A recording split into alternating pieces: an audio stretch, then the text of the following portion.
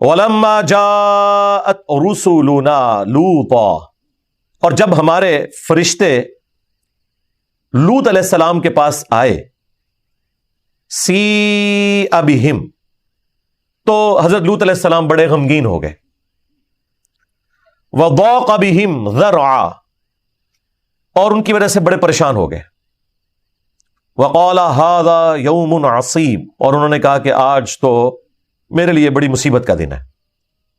آپ سب لوگ شاید یہ سمجھ رہے ہو کہ لوط علیہ السلام کو فرشتوں نے جاتے ہی بتایا کہ ہم آپ کی قوم کو تباہ کرنے آئے ہیں، تو اس لیے بیچارے وہ پریشان ہو گئے۔ نہیں، لوط علیہ السلام کے ساتھ بھی انہوں نے وہی کیا جو ابراہیم علیہ السلام کے ساتھ کیا تھا، مدنی پرینک۔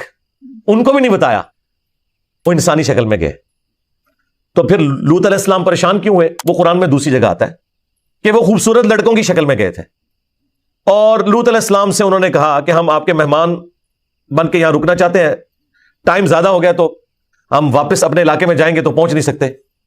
اب لوط علیہ السلام کو تو اپنی قوم کے کرتوت پتہ تھے، انہوں نے کہا یار یہ ان کو اگر میں رکھوں گا اپنے پاس تو پھر میری قوم کے لوگ آ جائیں گے اور ان بچوں کے ساتھ کیا کریں گے، یعنی وہ جو مدرسے کے علماء آ جائیں گے اور مدرسوں کے بچوں کے ساتھ کیا کریں گے۔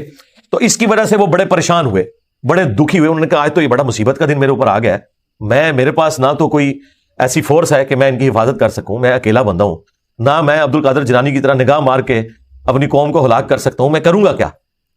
اس وجہ سے وہ پریشان ہوئے۔ وہ آگے ذکر بھی آ جائے گا۔ پھر وہ یہاں تک کہیں گے کاش میرے پاس کوئی مضبوط قلعہ ہوتا، میں اپنے مہمان تو وہاں ٹھہرا لیتا کہ میری قوم کے لوگ ان مہمانوں تک نہ پہنچتے۔ بس وہ بیچارے پریشان ہیں۔ اب ان کو تو نہیں پتا یہ فرشتے ہیں جو انسانی شکل میں ہے۔ اس زمانے میں تو علم غیب نہیں ہوتا تھا، آج بھی نہیں ہوتا، یعنی اس زمانے میں جھوٹے والا بھی نہیں ہوتا تھا جب تک کہ بتا نہ دیا جائے۔ بس وہی جس کا خطرہ تھا وہ ہو گیا۔ وَجَاءَهُ قَوْمُهُ، مہمانوں کی خبر جب قوم تک پہنچی تو وہ پہنچ گئے وہاں پہ۔ يُهْرَعُونَ إِلَيْهِ، دوڑے دوڑے آئے ان کے پاس قوم لوط کے لوگ۔ وَمِن قَبْلُ كَانُوا يَعْمَلُونَ السَّيِّئَاتِ، اور اس سے پہلے یہ برے کام کیا کرتے تھے۔ قَالَ يَا قَوْمُ، تو حضرت لوط علیہ السلام نے کہا ہے میری قوم، هَؤُلَاءِ بَنَاتِي هُنَّ أَطْهَرُ لَكُمْ، دیکھو یہ میری قوم کی بیٹیاں موجود ہیں، یہ تمہارے لیے ایک پاکیزگی کا رشتہ ہے، تم میاں بیوی کا ریلیشن شپ قائم کرو، اور یہ والا جو معاملہ ہے اس کو جانے دو۔ فَاتَّقُوا اللَّهَ، خوف کھاؤ اللہ کا، ڈر جاؤ۔ وَلَا تُخْزُونِي فِي ضَيْفِي، اور میرے مہمانوں کے سامنے مجھے رسوا نہ کرو۔ اب آپ کو سمجھ آ گئی بات کی کہ وہ فٹ ان بیٹھ رہی ہے سٹوری۔ بھائی اگر حضرت لوط علیہ السلام کو پتا ہوتا ہے یہ جو مہمان ہے یہ تو ان کو تباہ کرنے آئے ہیں، تو ان مہمانوں کے لیے اپنی قوم سے تو لجاجت کے ساتھ ریکویسٹ نہ کر رہے ہوتے کہ یار میرا خیال رکھو، یہ میرے مہمان ہیں، ان کے ساتھ ایسا نہ کرو۔ تو یہ بالکل جو دوسری جگہ پہ ذکر آیا تھا قرآن میں اور تفصیل کے ساتھ تورات میں، وہ فٹ ان بیٹھ رہا ہے اس میں۔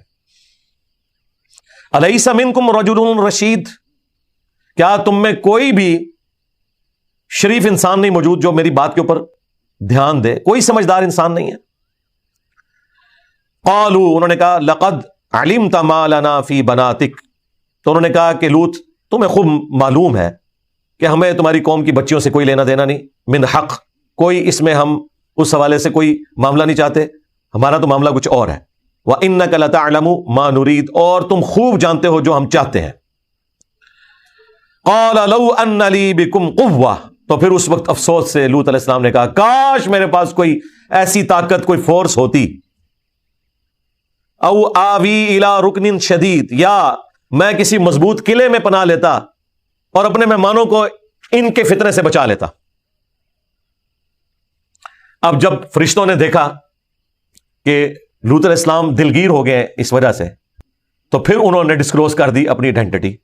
قالوا یا لوط، انہوں نے کہا اے لوط، انا رسول ربک، بے شک ہم تو تیرے رب کے بھیجے ہوئے فرشتے رسول ہیں، لن یصلوا الیک، یہ آپ کو کوئی نقصان نہیں پہنچا سکتے۔ ہمیں کیا انہوں نے نقصان پہنچانا ہے؟ اب تو ان کا یہ فیصلہ ہو چکا ہے کہ ہماری وجہ سے یہ آپ کو بھی کچھ نہیں کہہ سکیں گے۔ فَأَسْرِ بِأَهْلِكَ، تو آپ نکل جائیں اپنے گھر والوں کو راتوں رات لے کر، بِقِطْعٍ مِّنَ اللَّيْلِ، رات کے کسی حصے میں، وَلَا يَلْتَفِتْ مِنْكُمْ أَحَدٌ، اور آپ نے کسی کے بارے میں بھی محبت کے ساتھ التفات نہیں کرنا، کہ فلاں بندہ تو بیچارہ ویسے ہی ورگلایا گیا، وہ تو بڑا شریف آدمی تھا، بس ان کے ہتھے چڑھ گیا۔ اب آپ نے کسی کے لیے کوئی بھی التفات والا معاملہ نہیں کرنا۔ اب کوئی بھی تم میں سے مڑ کے نہیں دیکھے گا، الا امرأتک، ہاں آپ جب یہ اپنے ایمان والوں کو ساتھ لے کے جا رہے ہوں گے، اور ایمان والے کیا تھے؟ 2 بیٹیاں تھیں، تو آپ نے مڑ کے نہیں دیکھنا۔ ہاں صرف آپ کی ایک بیوی ہے، وہ آپ کے ساتھ جانے میں کامیاب نہیں ہوگی، وہ نکلی ضرور تھی لیکن اس نے پیچھے مڑ کے دیکھا، ہائے میری قوم، اس کے حصے کا پتھر بھی اسے لگا، وہ بھی مر گئی، چونکہ وہ بھی کافرہ تھی۔ یہ 2 پیغمبر ایسے ہیں، حضرت لوط علیہ السلام اور نوح علیہ السلام، جن کی بیویاں کافرہ تھی، قرآن میں ذکر ہوا۔ انہ مصیبھا ما اصابہم، بے شک وہ عذاب آپ کی اس بیوی کو بھی پہنچ کر رہے گا جو دوسروں کو آنے والا ہے۔ ان موعدہم الصبح، بے شک عذاب کا وعدہ جو ہے وہ بالکل صبح کے وقت ہوگا، یعنی سحری کے قریب۔ الیس الصبح بقریب، اور جو صبح کا وقت ہے وہ بالکل اب قریب آ چکا ہے، کوئی زیادہ دور نہیں ہے۔ یعنی یہ رات کے آخری پہر وہ نکلے تھے، جب پوری قوم جو ہے وہ سوئی ہوئی تھی خواب غفلت میں، اور آپ کو پتا ہے فجر سے 1 گھنٹہ پہلے تو وہ وقت ہوتا ہے کہ جو مریض پوری رات کھانستے رہتے ہیں ان کو بھی اس وقت نیند آ جاتی ہے، وہ ایک ٹائم ہی ایسا ہوتا ہے۔ تو جب پوری غفلت کا ٹائم ہوگا نا، اس وقت ان کے اوپر آئے گا عذاب۔ اب ان کی قوم کو تو نہیں پتا تھا کہ کیا فیصلہ ہو چکا ہے، آپ نے بہرحال اپنی بیٹیوں کو لے کے نکلنا ہے، تو لوط علیہ السلام اپنی بیوی کو بھی لے کے نکلے، لیکن اس کی قسمت میں چونکہ عذاب لکھا تھا، وہ کافرہ تھی، وہ اپنی قوم کے ساتھ تھی۔ اس نے جب چیخو پکار کی آواز سنی، جب پتھروں کی بارش ہوئی اور پیچھے مڑ کے دیکھا تو اس کے حصے کا پتھر بھی اسے لگا۔ یہ قرآن میں آگے چل کے آئے گا کہ ہر بندے کے حصے کا پتھر تھا جو اللہ تعالیٰ نے ڈیفائن کیا تھا کہ یہ اس کے حصے کا پتھر ہے جو اسے جا کے لگنا ہے۔ ویسے پریکٹیکلی اس کی ایک ریزن ہوئی، وہاں پہ ایک بہت بڑا آتش فشاں پھٹا، اس میں سے پتھر نکلے، اور ظاہر ہے کہ اللہ تعالیٰ نے ڈیسائیڈ کیا، کوئی ظاہری سبب تو بن جاتا ہے اس حوالے سے۔ ہوائی جھکڑ کا چلنا اور اس کی وجہ سے قوم ہود کا ہلاک ہونا وہ ایک ظاہری سبب تھا، لیکن وہ اللہ کی مرضی سے سارے معاملات ہو رہے ہوتے ہیں۔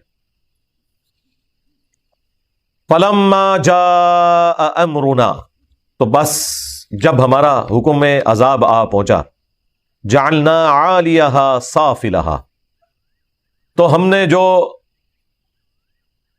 اس بستی کی بلندی تھی اسے پستی کی طرف کر دی، یعنی پوری کی پوری بستی الٹ دی۔ جعلنا عالیہا سافلہا، اوپر والا حصہ نیچے، نیچے والا اوپر۔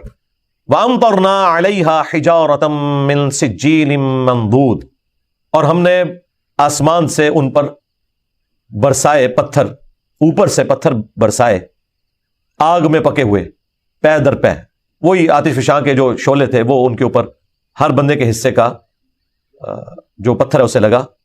مسومۃ عند ربک، اور وہ نشان زدہ تھے آپ کے رب کی جانب سے۔ یہ وہ جملہ آ گیا جو میں کہہ رہا تھا نا، ہر پتھر کے کوآرڈینیٹس ڈیفائن تھے کہ یہ پتھر فلاں شخص کے نام کا ہے، یہ فلاں شخص کے نام کا ہے، اسی کو جا کے لگنا تھا۔ وما ہی من الظالمین ببعید، اور لوط کی بستی ان اہل مکہ جو کہ ظالم ہے ان سے کچھ دور نہیں ہے، یعنی ان کی تباہی کے اثرات اہل مکہ بھی اپنے سفر کے دوران دیکھ لیا کرتے تھے جب وہ تجارت کے لیے شام کا سفر اختیار کیا کرتے تھے۔